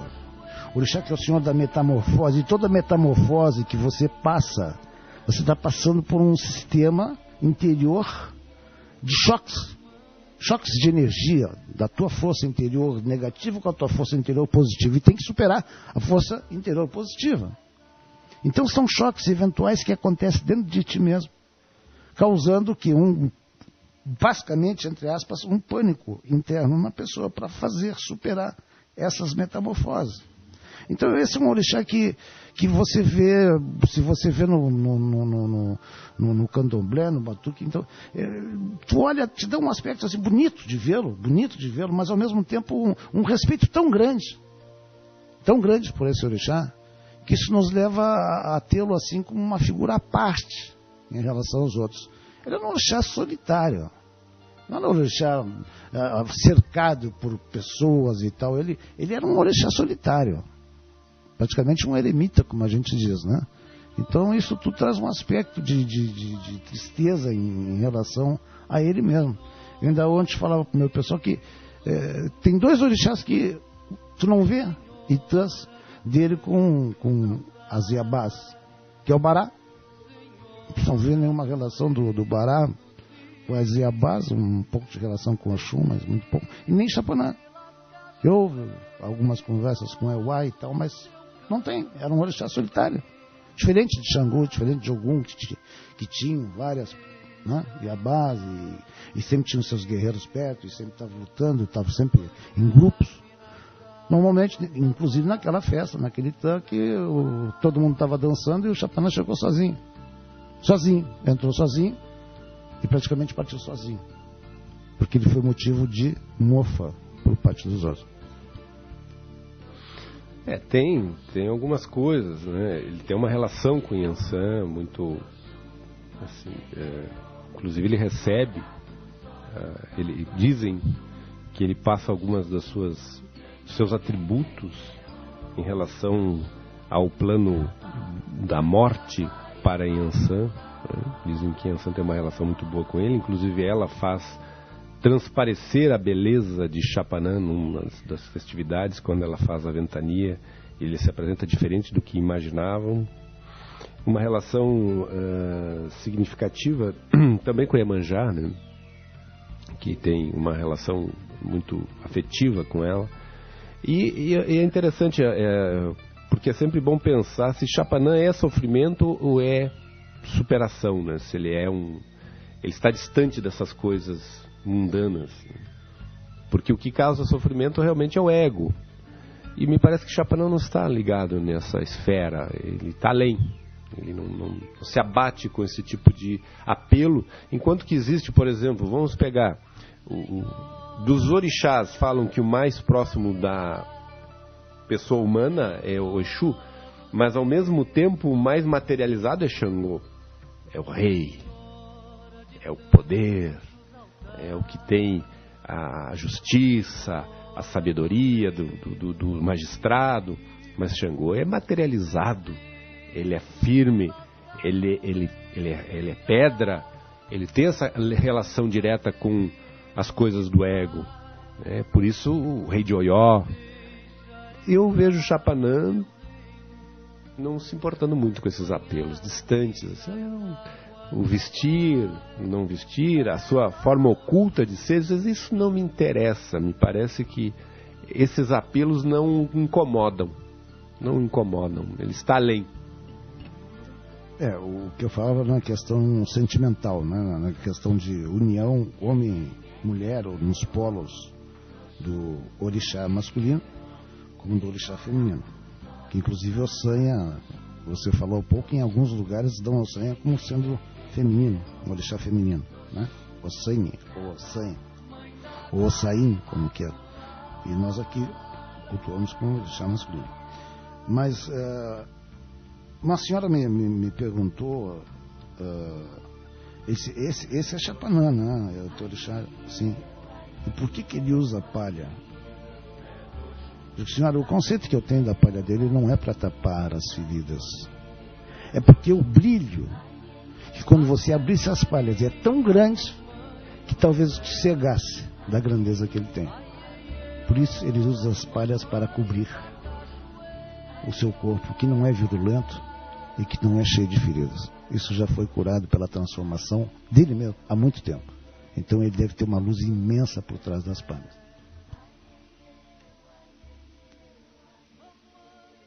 Estamos no programa Voz da Umbanda, num momento importante, discutindo sobre vários assuntos, mas todos eles pertinentes, e há sempre uma expectativa. No dia 23 nós teremos aí, nos dias 23 e 25, 2 encontros importantes em homenagem ao patrono da cidade de Caxias do Sul, que é o Orixá Ogum. Nós vamos abrir no dia 23, lá no Monumento, e vamos ter o segundo momento também muito importante, na praça, que vamos fechar com chave de ouro, que é na Praça Dante Alighieri. A partir de que hora, Sérgio?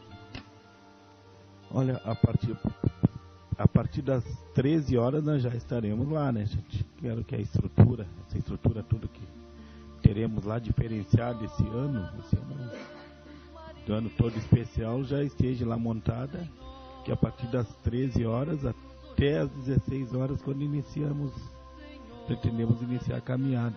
Até porque nesse dia tem muitas casas que terão suas festas depois, né? Que é o dia 25, que é um sábado.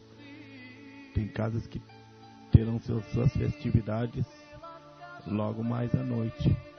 Então, terminar a procissão cedo, que é para dar tempo do pessoal voltar para os seus lares e ao mesmo tempo não perder a continuidade das suas festas lá. Eu acredito que vai ser um sábado monumental esse que nós esperamos, né? Eu acho que a Caxias merece, né? Os terreiros merecem isso, né? E a gente que está na organização dando o melhor de si, o melhor que pode nesse momento, também gostaríamos que pudéssemos terminar essa semana com chave de ouro. Serginho, sempre tem uma expectativa, né, quanto a um evento, pelo número de participantes. Existe alguma expectativa nesse sentido? Olha, eu diria já com a mobilização de hoje, que a gente já tem ali da organizacional, que vão estar diretamente ligados, podemos esperar aí um grande público esse ano. Não vou poder precisar, porque como é a segunda retomada da procissão no centro, o ano passado foi a primeira, essa é a segunda que nós vamos fazer, então não dá, mas pelo que se ouve nas ruas de Caxias, aí diz que pelos nossos mediadores que fazem a esperança de um belo público, uma bela procissão esse ano aí, que ultrapasse muito do ano passado, que no ano passado nós caímos no sábado de aleluia, e feriado e chuva, e mesmo assim a gente superou essas adversidades. Esse ano com uma estrutura um pouco melhor, que não é a ideal ainda, diga-se de passagem, mas já um pouco melhor que a do ano passado, né? Estou bem entusiasmado, como diz o outro. Mas eu já vejo com bons olhos. O ano passado teve coisas boas no ano passado também. Diego de Baralodê, temos muitos recados aí, vamos lê-los para que os nossos internautas também saibam o que acontece na rádio. Vamos lá então, vamos começar pelo recado do Pedro Ubirajara Rosa. Eu não sei porque eu acho que tem alguma coisa a ver contigo, Serginho. Gostaria de pedir aos amigos se a deputada não está se valendo do pretexto da sacralização para futuramente arrebanhar votos de mais evangélicos. O programa está ótimo, abraços.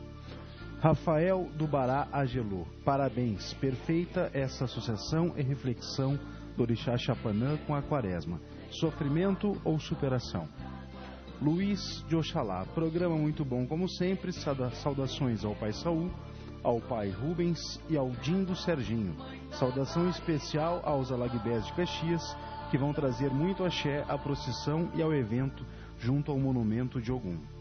Leonardo Miequelin de Almeida. Boa noite a todos, estou ouvindo a rádio online Voz da Umbanda, parabéns por este avanço. Temos também o recado da Fabíola de Oxum. Boa noite, pai Rubens e pai Saul, e ao Serginho Birajara. Gostaria de dar os parabéns ao pai Daniel de Oxalá da Terreira de Umbanda Ogum Sete Ondas pela ótima sessão realizada sexta-feira passada e agradecer pelos estudos e desenvolvimento que são realizados na sua terreira. Estou adorando e aprendendo muito. Obrigado, Diego de Baralodê. Então aí os nossos internautas interagindo conosco aí. Rubens. Saul e Serginho, nós sabemos que advindo da Igreja Católica Apostólica Romana, há uma palavra muito utilizada, chama-se heresia. Dentro da religião de Umbanda, ou africanista, existiria heresia?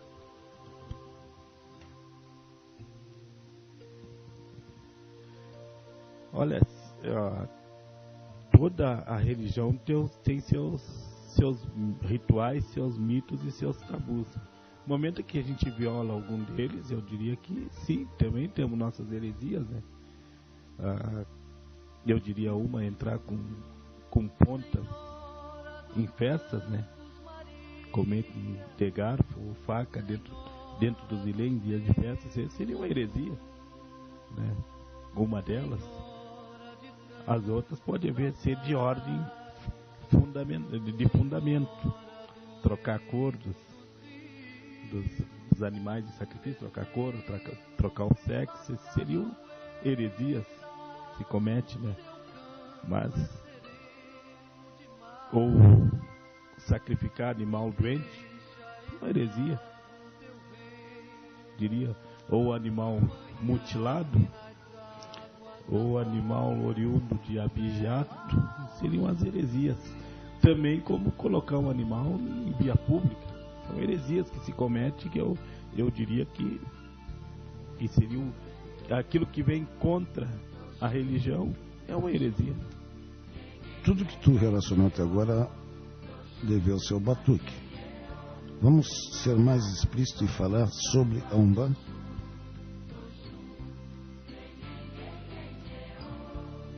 Podemos colocar na Umbanda, né? De repente, ao invés de fazer o sacrifício, então na Umbanda seria uma heresia. Se a Umbanda prega que não se faz sacrifício, né? Fazer um sacrifício dentro de um templo de Umbanda poderia ser considerado. Se é pregado que na Umbanda não se tem sacrifício e lida com erva, não podemos trabalhar com contraditório, né?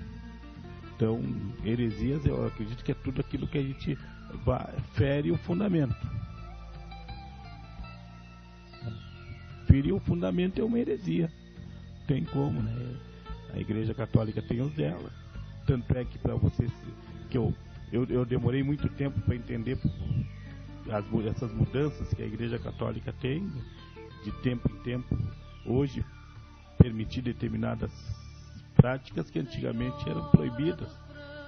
Para você se intitular católico, tem que seguir uma ritualística, os dogmas e os tabus da igreja. Por isso que existem os concílios, né, de Vaticano, primeiro, segundo, terceiro, justamente para ter as diretrizes da religião. Não se pode, a cada momento, ter uma roupagem. A religião tem que ter, tem que evoluir, mas ela tem que ter um corpo, né, uma coluna vertical, que aquilo ali se sustente, porque no momento que a cada momento você muda, né, e perde o eixo o eixo principal da religião, o eixo principal que é a liturgia, aí é difícil a gente não dizer que estaria cometendo uma heresia, né? Eu acho que o Sérgio deu belos exemplos. E eu só acrescentaria também que nós temos que pensar como umbandistas, pensar como africanistas. Mesmo sendo afro-brasileiros, nós temos que desenvolver mais a nossa cultura, inclusive na fala. Esses termos, heresias, nós usamos por força de expressão, eu definiria como contra-axé. Porque tudo aquilo que não é saudável e numa outra roupagem, como a católica, a cristã, dessa forma mais, né, romana, herético, né? Um herege que faz diferente, que não pratica ou que comete algum ato que venha ferir a prática. Nós temos que aprender a pensar. Acho que se fosse fazer uma associação de heresia, eu definiria com contra-axé, a pensar como umbandista, a pensar como africanista e desenvolver a nossa própria linguagem, a nossa própria cultura religiosa, valorizá-la. E eu não digo isso buscando em África somente. Houve algumas contribuições importantíssimas que vieram da África, houve algumas contribuições importantíssimas que vieram dos nossos nativos aqui, que aqui estavam, houve algumas contribuições que vieram também dos europeus, mas nós criamos o nosso estofo. Nós temos dentro da Umbanda elementos suficientes para que não pratiquemos contra-axé. Então a heresia para mim seria, esse é um outro termo, mas um contra-axé. Eu definiria como algo que vem ferir a nossa prática, como tu simbolizou muito bem aí através da tua fala, Sérgio. Muito bem. Eu sei que tu gosta de livros, e o teu filho gosta de discos, sei lá, de escutar música. Aí chega no dia do teu aniversário, eu te dou um DVD de músicas, e não um livro que é teu. Tu vai aceitar isso com carinho? Não? Sim? Talvez sim. O que aconteceria se eu ofertasse para Xangô uma costela de Ogum?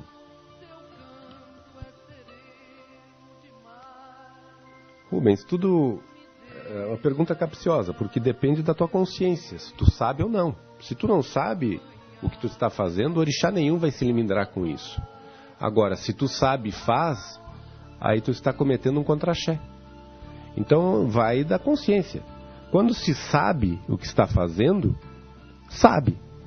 É por isso que se diz assim, tu não tem responsabilidade, enquanto tu não sabe o teu orixá, das quizilas. A partir do momento que tu sabe, tu tem a obrigação de sabê-las e cuidar. Então, a pessoa que tem consciência, ela não vai oferecer uma costela para Xangô. Que intenção é essa? Agora, se a pessoa é leiga e diz, eu tive a intenção de fazer um agrado para o Xangô, mas eu não sabia, ofereci uma costela, eu vou ser punido? Claro que não. Falando na questão de ser punido, está falando de um leigo, ok, é um leigo. Mas será recebido por Xangô? Tudo vai da intenção. Tudo que tu oferta para o orixá, Rubens, a convenção humana, o sagrado não existe limites. Não existe limites para o sagrado. O que tu oferece, que está embasado, sobretudo pelo amor, por aquele desejo de ofertar com muita boa intenção, com gratidão para o orixá, por que ele não aceitaria? Agora, há pessoas que, por exemplo, se utilizam de um artifício assim, eu vou na encruzilhada entregar para o Ogum uma costela cheia de pimenta no nome de fulano. Ora, o que é isso? Não tem muita... Bom, após essa explicação, eu quero também deixar no ar para que o Saul possa refletir, o Serginho possa refletir. É dito que todo mundo tem um orixá. Não importa que seja leigo, que seja uma pessoa que transite nos evangélicos, todo mundo tem um orixá porque nós nascemos dessa energia, compactuamos com essa energia. E também é comum se dizer, até para o povo que está às vezes envolvido com a sessão, que todos nós temos um Exu. Você tem um Exu, você não sabe, mas você tem um Exu. Às vezes um masculino e um feminino, normalmente forma-se esse par. Né? Eu pergunto se todo mundo tem um orixá, todo mundo tem um Exu, todo mundo tem um caboclo e tem um preto velho também, Saul?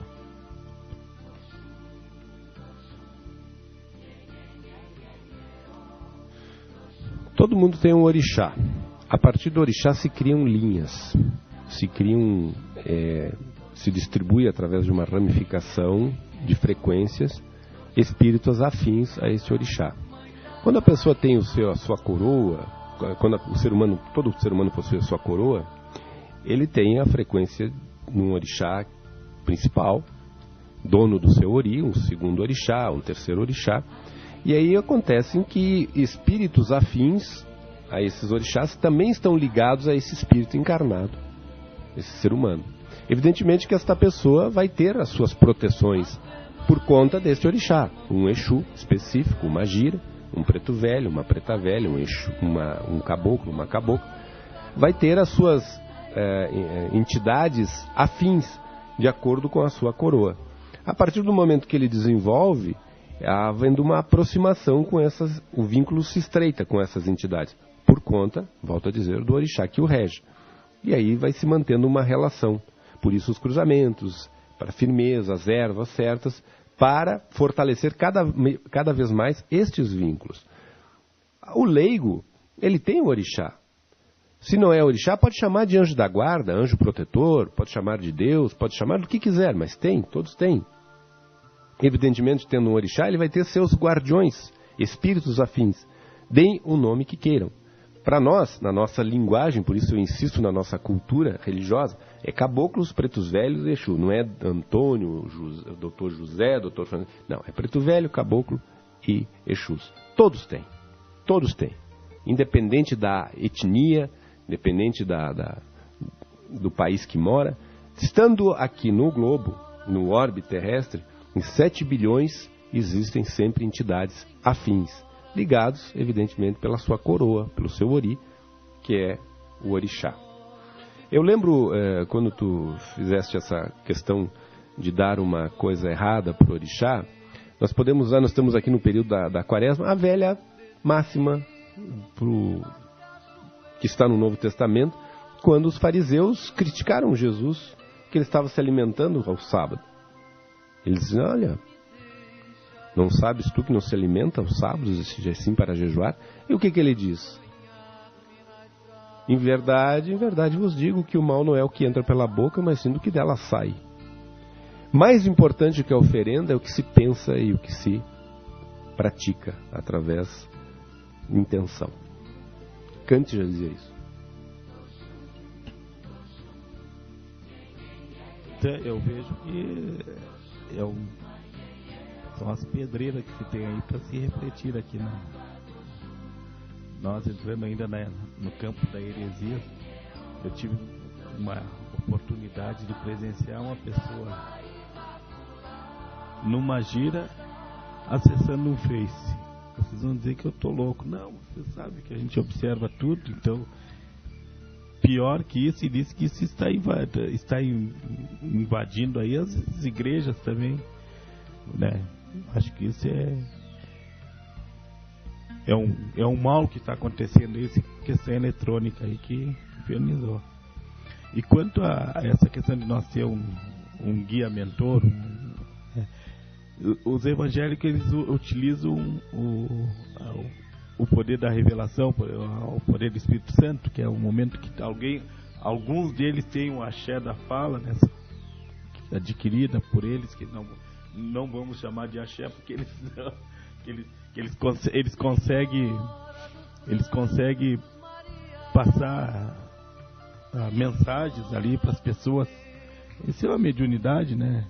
Então, como disse, já se nasce com elas, não escolhe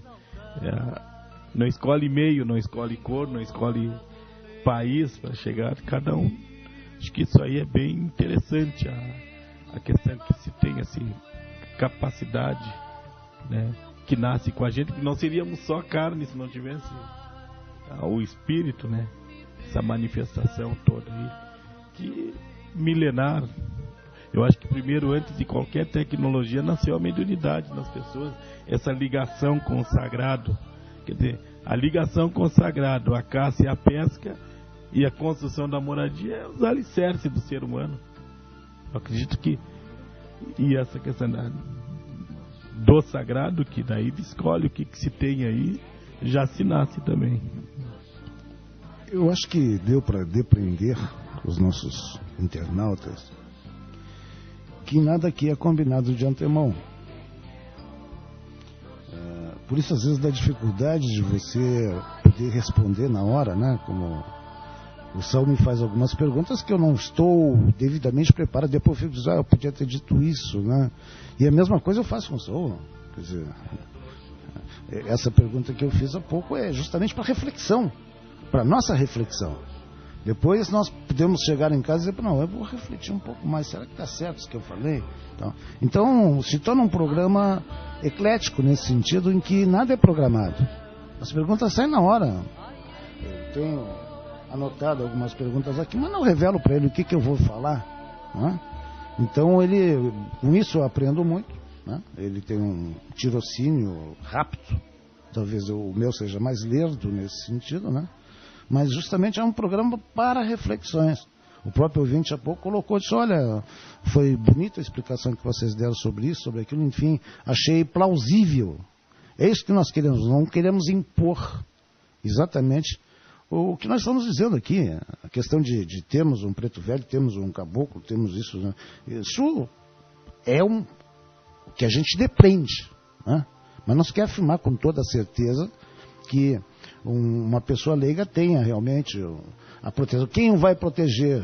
Será que protegem? Ele é leigo, ele não está na religião. Será que o orixá está fazendo alguma coisa por ele? Será que o Exu está fazendo alguma coisa por ele? Será que o caboclo está fazendo, não está fazendo? Como é que ele está se virando? Está se virando sozinho? Não tem nada aqui a não se rezar e estar dentro da igreja. Eu não sei, é difícil nós respondermos isso. Mas esse programa, o que eu queria dizer é que dá para depender que é um programa realmente feito na hora. Já que vocês estão falando muito em espírito, eu quero dizer que nas sextas de manhã acontece o programa Segredos da Alma, com a psicoterapeuta transpessoal Remi de Oxum. O último programa ela apresentou sobre suicídio. E agora na sexta-feira santa vai haver programa, às 8 horas da manhã, Segredos da Alma.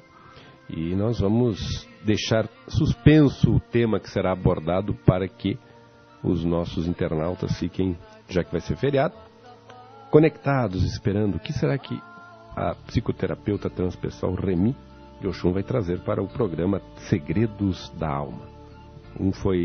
Esse último foi suicídio, o anterior, Alma Gêmeas. Muito importante, dois temas bem interessantes. E eles estão pedindo, se fica gravado aí, eu vou ter que pedir socorro depois para o Diego de Bará, em Lodê, que provavelmente vai dispor um link ali para as pessoas que quiserem ver. Nessa questão de tecnologia, o Serginho diz que ele não entende muito, então nós estamos com as mãos amarradas. Muito bem, vamos às considerações finais. Sérgio Birajara, para encerrar o programa, o que tu tem a dizer? Dizer que mais uma vez a gente se sente feliz de estar aqui na mesa com os amigos, né? Sempre é prazeroso quando se senta nessa mesa para poder debater com grandes mentes aqui na mesa, né, gente?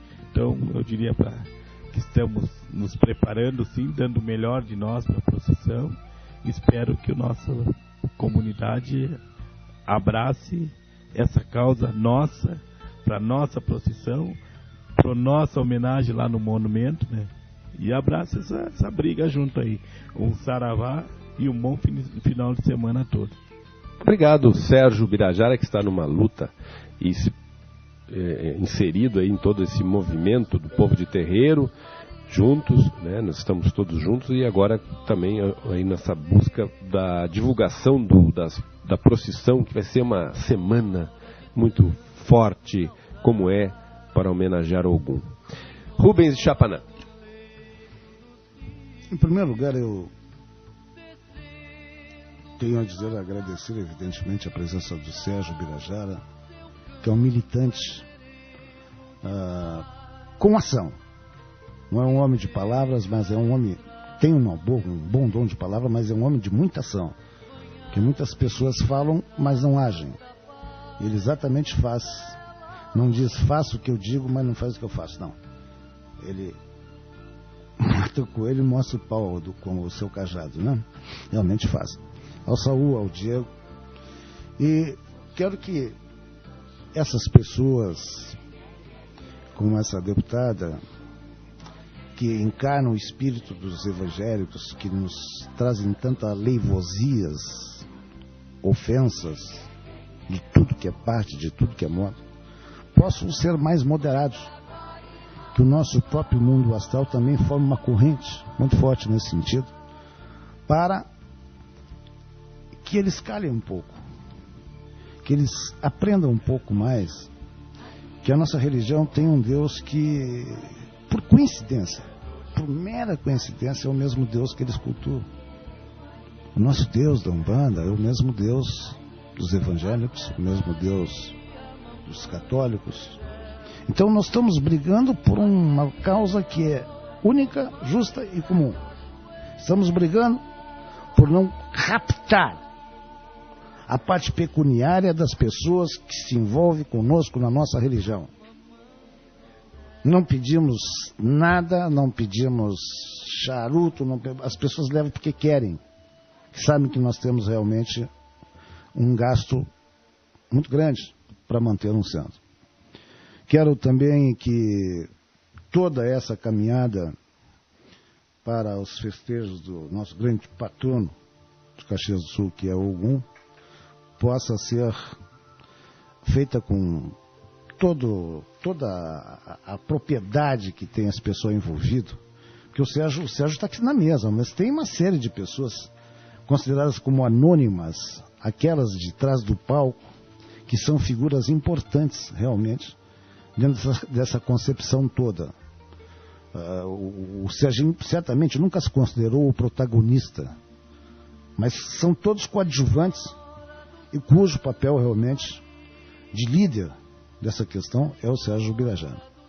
Então eu imagino que seja uma semana de muito prazerosa, semana de Páscoa, que você possa repensar nos atos, porque se nós falarmos que é um momento de consternação, não, mas é um momento de reflexão, sim, sobre as nossas atitudes tomadas no dia a dia. E eu sempre faço a pergunta para as pessoas que às vezes vão no meu centro, eu digo: ei, quem fez alguma coisa em prol de alguém essa semana passada, que não fosse pensando em si mesmo? E poucas pessoas conseguem levantar a mão. Então essa é uma semana de reflexão, sim. A Páscoa simboliza a ressurreição, simboliza uma série de coisas, no sentido de que as pessoas possam mudar, dar mais e exigir menos para ser. Eu não vou falar que as pessoas não precisam da parte material, porque isso é inerente ao nosso próprio mundo em que vivemos, nos sustentarmos, a sobrevivência, evidentemente.